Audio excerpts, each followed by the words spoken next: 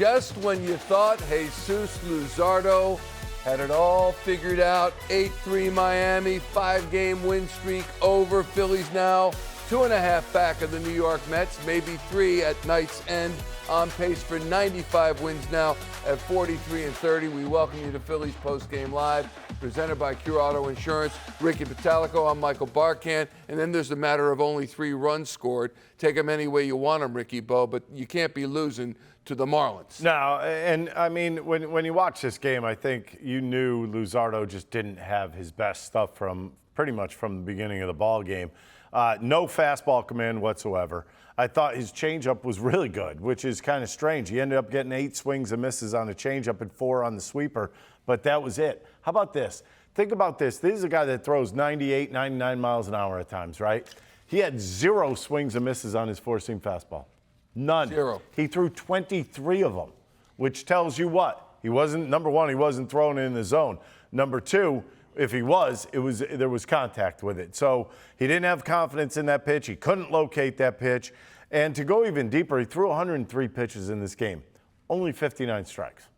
So that's not what you want from your starting pitcher. You want a starting pitcher go out there and average maybe 65% strikes. Also, that was not it tonight. We want consistency from the guys we think are stars. And when you got 12 runs given up, 8 runs given up, 1 run, we thought he figured it out. And then tonight, 4 and 5 innings plus. What's the future here? You know what? When I watch this game, he left the 2 guys on base. I think you just heard Tom McCarthy say he looked a little tired in that 5th inning, and or in the 6th inning, and I'm gonna say he was absolutely 100% right. But why is he getting tired at that point? Castellanos benched tonight for inappropriate remarks made last night when he was pulled by Rob Thomson today. So if normally he's in right field, you got a guy who's been playing there all season long, and very well, I might add. Yeah, he's been playing very well in right field. I'm not saying don't bench him. I'm just saying Castellanos is usually there. Castellanos probably catches that ball. Probably a little bit more used to everything out in right field, whether it be the lights, whether it be the trajectory of the baseball coming at him. He's better equipped. There's no doubt about that. But I'm not going to sit here and blame Topper for a loss that they got their butts whipped by a bad team. Yeah. No, you're absolutely right. They're a bad team. The Marlins are a bad team. Yeah, and the Phillies gave it to them. And the Phillies were lackluster today. It looked like they did not come to swing the bats. This is the same guy in Cal Quantrill that they pummeled around Citizens Bank Park earlier on the season. So take a look at our Eye on the Mound, presented by PGW Energy for all of us. It's the night of Jesús Luzardo, who returns to his stomping grounds, the former Marlin, the Miami resident, grew up in South Florida.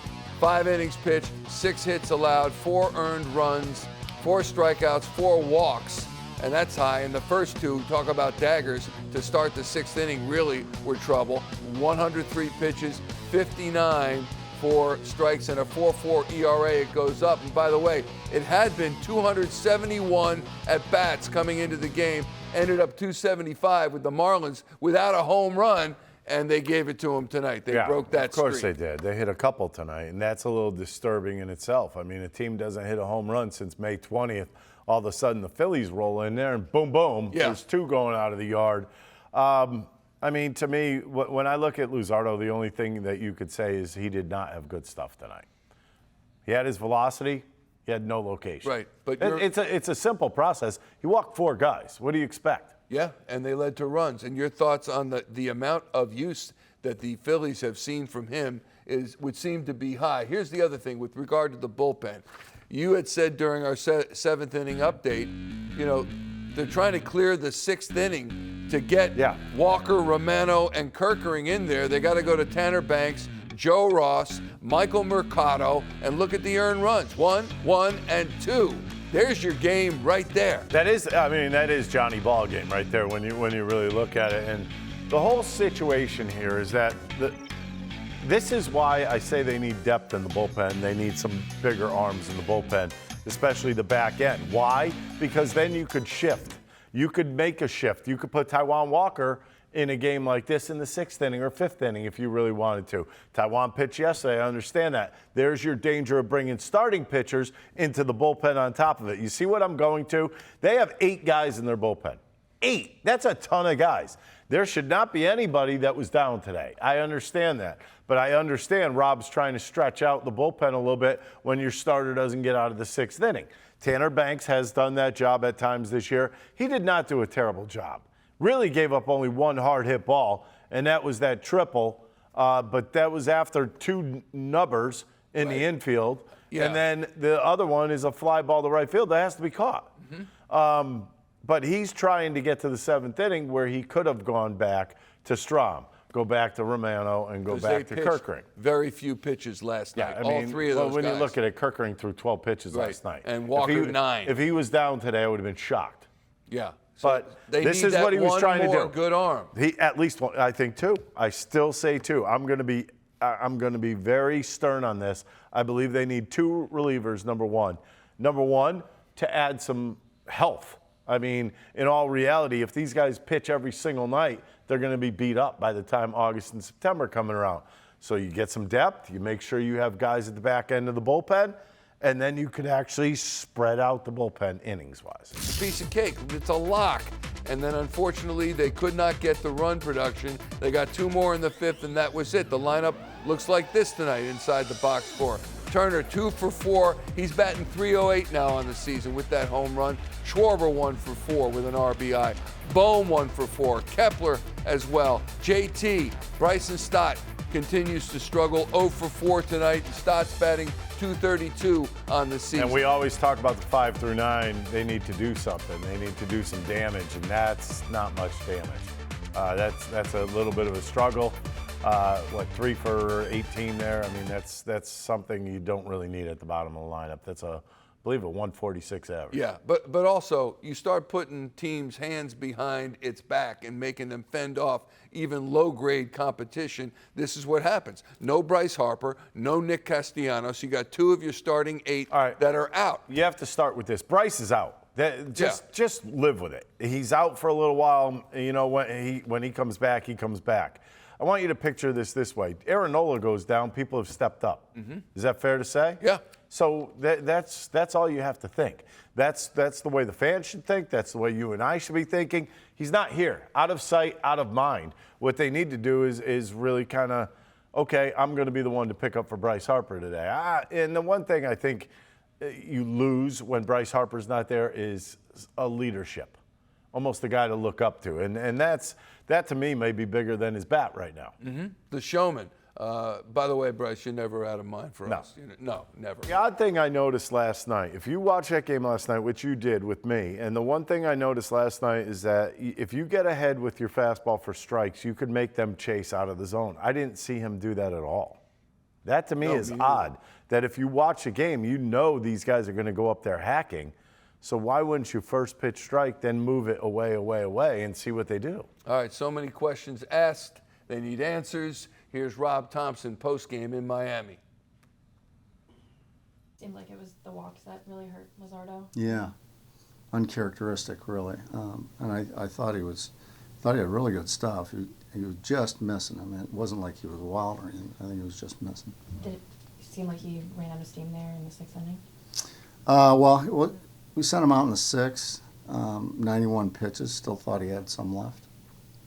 What made Cal Quattrell so effective the first time through the order? He's got so many different pitches, and he just keeps people off balance, you know. And he was throwing strikes for the most part. So.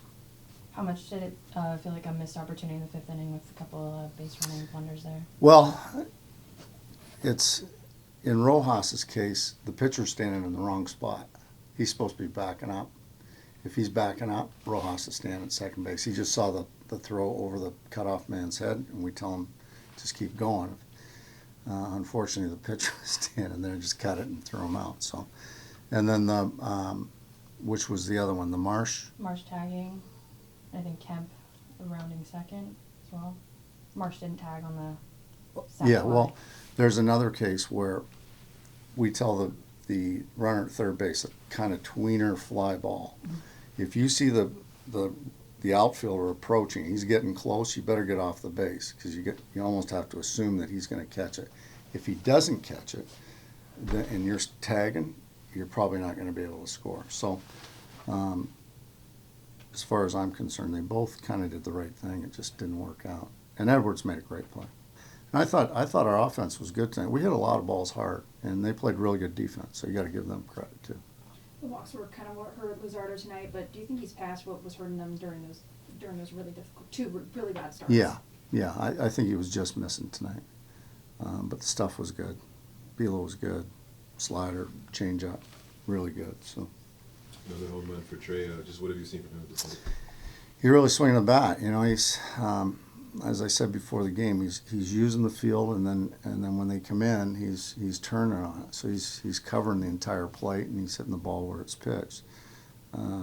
Yeah, he's really swinging the bat well. Did Kepler, do you think he lost the ball in He the did. legs there? Yeah, Okay. yeah. And just with Mercado later on, do you think it was maybe he just wasn't locating those pitches? Yeah, probably. I mean, he threw a lot of strikes, you know, but I'd have to look at the tape. Maybe it's execution. I'm not sure. I'd have to look at it. As far as the walks, and Rob mentioned that you weren't really missing by much, weren't that wild. Does that kind of like add to the frustration that you're not really that far off? I mean, a little bit. Obviously, walks are still walks, but yeah, I mean, I thought I made some really close pitches on a couple of them, 2 or 3 of them. You know, might have missed by half a ball, but at the end of the day, you know, it is what it is, and you just got to find the zone more. No, it's okay.